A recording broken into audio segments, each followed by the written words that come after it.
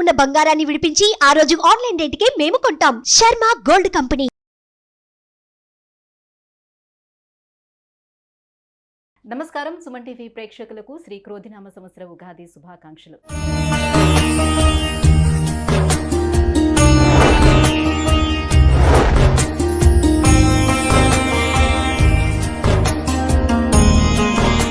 ఈ క్రోధినామ సంవత్సరం ద్వాదశ రాశుల వారికి ఎలా ఉండబోతుంది, అలాగే ఈ సంవత్సరం మొత్తం మీద నవగ్రహాల స్థితిగతులు ఏ రకంగా ఉన్నాయి అనే విషయాన్ని తెలియజేసేందుకు మనతో పాటు ఉన్నారు జ్యోతిష్య రత్న, జ్యోతిష్య చక్ర వైభవ నిపుణ డాక్టర్ రాళ్లపల్లి రవికుమార్ గారు. గురుగారు నమస్కారం అండి. నమస్కారం. గురుగారు, ద్వాదశ రాశులకి ఏ రకంగా ఉండబోతుందో తెలుసుకునే ముందు ఈ సంవత్సరం అంతా కూడా ఆ ద్వాదశ రాశుల వరకు నవగ్రహాలు ఎక్కడెక్కడ ఉన్నాయి ప్లేసింగ్? తప్పకుండా అమ్మ. శరదిందు సమాకారే పరబ్రహ్మ స్వరూపిణి వాసరాపీఠ నిలయే సరస్వతి నమోస్తుతే. సుమన్ టీవీ ప్రేక్షకులకు శ్రీ క్రోధినామ సంవత్సర ఉగాది శుభాకాంక్షలు. ముఖ్యంగా నవగ్రహాలంటే మామూలుగా బుధుడు కానివ్వండి, రవి కానివ్వండి, అవన్నీ 20 రోజులకి మారుతుంటాయి ఒక రాశి నుంచి ఇంకో రాశికి. అలాగే శుక్రుడైనా 20 రోజులు మారుతాడు, కుజుడు 45 రోజులు, రవి నెలనాడు. కాబట్టి ముఖ్యంగా మనం తీసుకోవాల్సిన గ్రహాలు మటుకు 4 అండి. ఒకటేమో గురువు, సంవత్సర కాలం అక్కడే ఉంటారు కాబట్టి. రాహుకేతులు ఏడార్థానికి ఒకసారి మారుతారు కాబట్టి.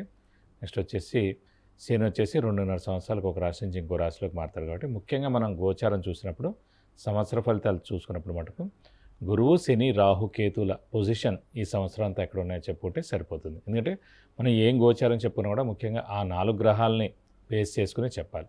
ముఖ్యంగా గురువు వచ్చేసి మనకి 1/5/2024 నుంచి వృషభ రాశిలోకి గురువు సంచరిస్తాడు. సో గురువు అక్కడ ఉంటాడు అన్నమాట ఈ సంవత్సర కాలం వృషభ రాశిలో. నెక్స్ట్ వచ్చేసి రాహు ఆల్రెడీ మనకి మీన రాశిలో ఉన్నారండి ఈ సంవత్సరం. అంటే నెక్స్ట్ ఏడాది దాకా కూడా రాహు అక్కడే ఉంటాడు సంవత్సరం అంతా. కేతు వచ్చి మనకి కన్యా రాశిలో ఉంటారు సంవత్సర కాలం అంతా. ఇంకా శని వచ్చేసి ఆల్రెడీ స్వస్థానమైన కుంభరాశిలో స్వస్థానంలోనే ఈ సంవత్సరం అంతా ఉంటాడు. ముఖ్యంగా మనకి అందరూ అంటారు గురువు అంటే మామూలుగా గురువు మారుతూ ఉంటాడు, డేట్స్ ఎలా తెలుసుకోవాలని. సాధారణంగా ఎందుకంటే గురువు ఇంపార్టెంట్. ఎందుకంటే దైవబలం, దైవానుగ్రహం సంబంధించిన అది గ్రహం వచ్చేసి గురువు. ఎలాంటి శుభకార్యాలు జరిగినా, అంటే ముఖ్యంగా ఒక చిన్నపిల్లాడు 10th క్లాస్ ఎగ్జామ్ పాస్ అయ్యాడు, అయితే ఇంటర్లో చేరుతున్నాడు, అడ్మిషన్ అంటే ఇంజనీరింగ్లో చేరుతున్నాడు, అంటే మాస్టర్స్ చేస్తున్నాడు, అయితే మెడిసిన్ చేస్తున్నాడు. అలాగే ఉద్యోగం, ఫస్ట్ ఉద్యోగం, ప్రమోషన్, అలాగే గృహం, వాహనం, వివాహం, సంతానం, ఇవన్నీ కూడా చేరాలంటే కనుక గురుబలంతో సాధ్యం. అంటే గురువు ప్రతి సంవత్సరం ఒక రాశిలో ఉంటాడన్నమాట. కాబట్టి ఆ గురువు ఆ సంవత్సర కాలంలో ఆ రాశుల వాళ్ళకి 2వ స్థానంలో ఉన్నాడా, 5వ స్థానంలో ఉన్నాడా, 7వ స్థానంలో ఉన్నాడా, 9వ స్థానంలో ఉన్నాడా, 11వ స్థానంలో ఉన్నాడో చూడాలి. సో 2, 5, 7, 9, 11 స్థానాలు శుభ ఫలితాన్ని ఇస్తాడు గురువు. సో మన రాశి నుంచి ఎక్కడైతే ఉంటాడు. కాబట్టి ఆ గురువు అనేవాడు ఎప్పుడు మారుతాడని ఎలా తెలుసుకోవచ్చు అంటే పుష్కరాలు ఎప్పుడైతే స్టార్ట్ అవుతాయో ఆ రోజు నుంచి మనకి గురువు వేరే రాశిలోకి మారినట్టమాట. సో ఈ సంవత్సరం నర్మదా నది పుష్కరాలు స్టార్ట్ అవుతున్నాయి, అది కూడా 1 మే నుంచి స్టార్ట్ అవుతున్నాయి. కాబట్టి 1 మే నుంచి గురువు వృషభ రాశిలోకి ప్రవేశించి సంవత్సర కాలం అంతా అక్కడ ఉంటాడు.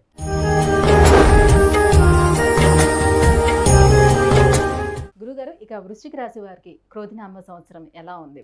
తప్పకుండా వృశ్చిక రాశి అనగానే మనకి విశాఖ 4వ పాదం, అనురాధ 1, 2, 3, 4 పాదాలు, జ్యేష్ఠ 1, 2, 3, 4 పాదాలు, ఈ నక్షత్రాల సమూహం వచ్చేసి మనకి వృశ్చిక రాశి అయింది. వృశ్చిక రాశి వారికి ప్రస్తుతం రాహుబలం పరిపూర్ణంగా ఉంది పంచమంలో, లాభస్థానంలో కేతు చాలా బాగున్నాడు. ప్రస్తుతం గురుబలం తక్కువగా ఉందని అనుకున్నారు, కానీ ఇప్పుడు 1 మే 2024 నుంచి 7వ స్థానంలో గురువు ప్రవేశిస్తున్నాడు. రాహు, కేతువు, గురువు 3 గ్రహాలు చాలా బాగున్నాయి. సో గురువు 7వ స్థానంలో ఉండడం వలన అవివాహితుల వివాహం, సంతానం లేని సంతానం, నిరుద్యోగులకు ఉద్యోగం, ఉద్యోగస్తులకు promotions, name and fame, boss నుంచి మనన, ఫారెన్ టూర్, విజిట్స్, అసైన్మెంట్స్, విద్యార్థులకు సువర్ణావకాశం, ఇవన్నీ కూడా చాలా బాగున్నాయి. 7మ అంటే భర్త లేదా భార్య అండి.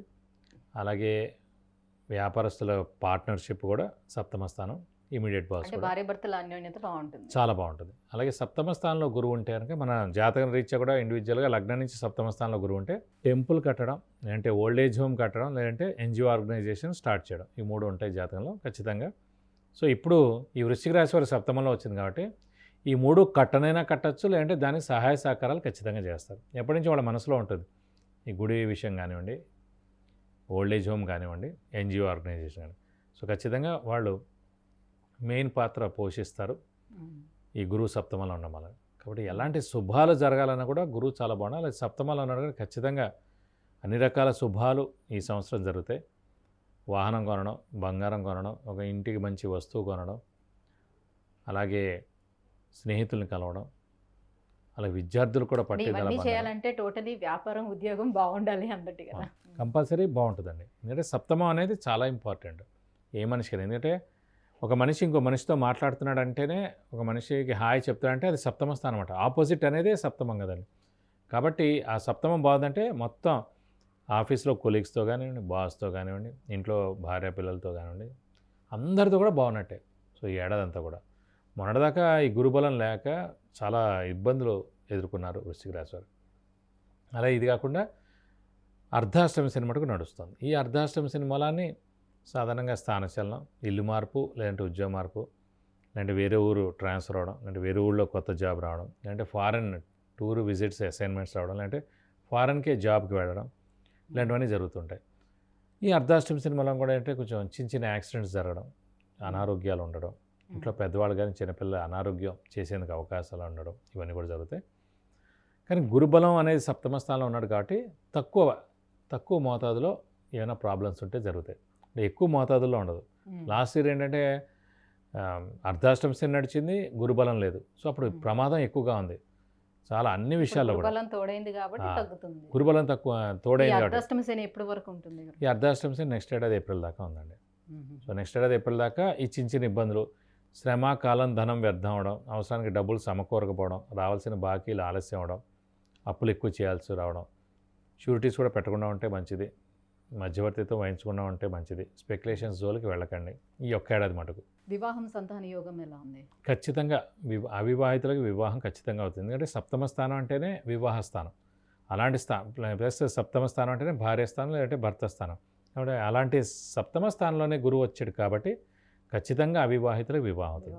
అలాగే సప్తమంలో గురువు ఉన్నాడు కాబట్టి సంతానం లేని వారు సంతానం కలుగుతుంది, ఖచ్చితంగా కలుగుతుందండి. ఇంకా ఎటువంటి పరిహారాన్ని పాటించుకుంటే మరింత వీరికి ప్రస్తుతం అర్ధాష్టమి శని ఒక్కటే ఇంపాక్ట్ ఉంది కాబట్టి ప్రతి శనివారం ఉపవాసం ఉండడం, అలాగే ఆంజనేయ స్వామిని ఎక్కువగా ఆరాధించడం, ప్రతిరోజు ఆంజనేయ స్వామి అష్టోత్తరం చదువుకోవడం, ప్రతి శనివారం ఆంజనేయ స్వామి టెంపుల్కి వెళ్ళి 40 ప్రదక్షిణాలు చేయడం, వడమాల కానీ, సింధూర పూజ కానీ, తమలపాకుల పూజ కానీ చేయించడం, అలాగే వెంకటేశ్వర స్వామిని, శివుని కూడా ఎక్కువగా ఆరాధిస్తే శని యొక్క దోషం తొలగిపోతుంది. అలాగే శని ఉధృతంగా ఉందనిపిస్తే ఖచ్చితంగా 19,000 సార్లు జపం చేయించి నల్ల నువ్వులు 200 గ్రాములు దానం ఇస్తే కనుక దోషం మొత్తం తొలగిపోతుంది. గురుగారు, వృశ్చిక రాశి వారికి క్రోధినామ సంవత్సరం అంతా ఎలా ఉండబోతుంది? గ్రహ స్థితిగతులు ఎలా ఉన్నాయి? ఎటువంటి పరిహారాలు పాటించుకోవాలని విషయాలు తెలియజేసినందుకు ధన్యవాదాలండి. నమస్కారం.